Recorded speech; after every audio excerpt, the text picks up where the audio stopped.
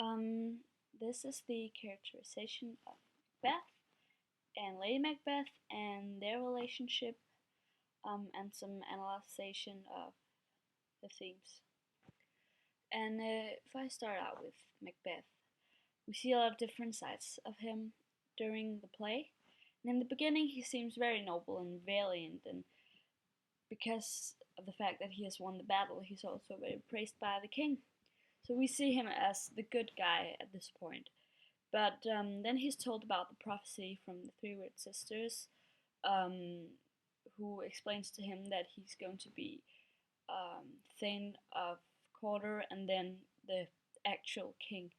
Um, and he starts considering whether or not to take his fate into his own hands by killing the king, because that'll kind of make the process go a little faster than just waiting around for it to happen. Um, and But then at Act 1, Scene 4, he says, "That is a step on which I must fall down or else or leap, for in my way it lies." And here we see that he becomes very mad with power, and he realizes that he's willing to do anything um, to become king. In this case, kill the Prince of Cumberland because he's in his way. He stands lies in his way or whatever. But yeah, this is kind of where he makes up his mind that he has to take fate into his own hands. And then he says, "Stars hide your fires, let not light see my black and deep desires.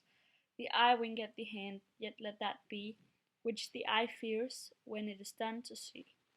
And this imagery means that he wants to hide his evil thoughts, so no one will suspect him when he assassinates the king. And well, here he seems very cunning because he has kind of figured out that it's not something that he wants to get caught doing, but it also tells us that he's not proud of it in any way. It's just kind of something he has to go through with. But then he starts having second thoughts about the murder, because the king worships him so much, and well, when he kills him, this praising will end, and he don't really want that to happen, and he thinks he believes he owes it to the king, to kind of let him live a little longer, or yeah. So we see some moral here, which we haven't seen before, because he was so caught up in becoming king and fulfilling the witch's prophecies. But then Lady Macbeth enters the picture, and when she hears about Macbeth and their opportunity to become king and queen, she seems like really determined to kill him. The king, of course, that is. She's very unscrupulous and even more mad with power than Macbeth seemed to be. She calls a spirit to make it easier for her to kill King Duncan. And in Act 1, Scene 5, she says, "Come, you spirits that tend on mortal thoughts, unsex me here, and fill me from the crown to the toe, top full of direst cruelty." And the unsex me here part is very important, because at this time men were the killers, while women were compassionate and merciful and assigned to their husband's wishes. But she needs to be a man in order to carry out the deed, which is killing King Duncan, of course. And especially when Macbeth has second thoughts, because now she has to convince him too. She does that both by talking about their brilliant future as king and queen, but also by criticizing him for his weakness and his indecisiveness about the whole thing. And this leads me on to the relationship, because it seems to me that Lady Macbeth is the man of the relationship. She also is the brain behind the murder, and she's generally very dominant. Her opinion on Macbeth also makes the reader see him as weak, and we're told that Lady Macbeth thinks that he's too kind and more like a woman than a man, actually. And at Act 1, Scene 5, she says, "Yet do I fear thy nature, it is too full of the milk of human kindness." And the milk symbolizes female qualities. So he's too full female qualities, which he really shouldn't have because he's a man. So she compares him to a woman, and this must be very unworthy at this time because men were the strong ones and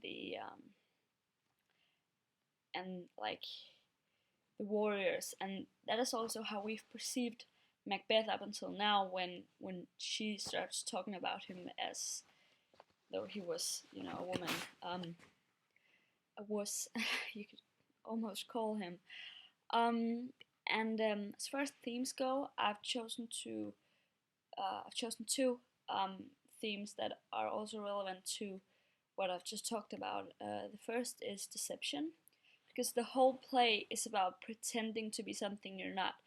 Macbeth is pretending to be humble and noble, but really he just wants the king's head on a plate. So he's just like, he's really two-faced, and he has to decide whether or not this is good in any way, because it'll have some moral consequences. Of course, he'll maybe regret it later on. And their whole relationship is about playing or pretending to be this perfect couple, while they're kind of, some evil bastards. And the other theme is gender roles, because this the fact that the woman is in charge is so unusual at this time, and she denies her female qualities, and just everything about her is so off.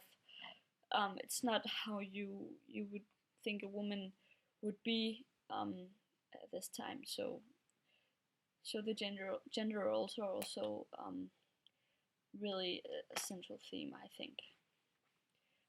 Yeah, I think that was it.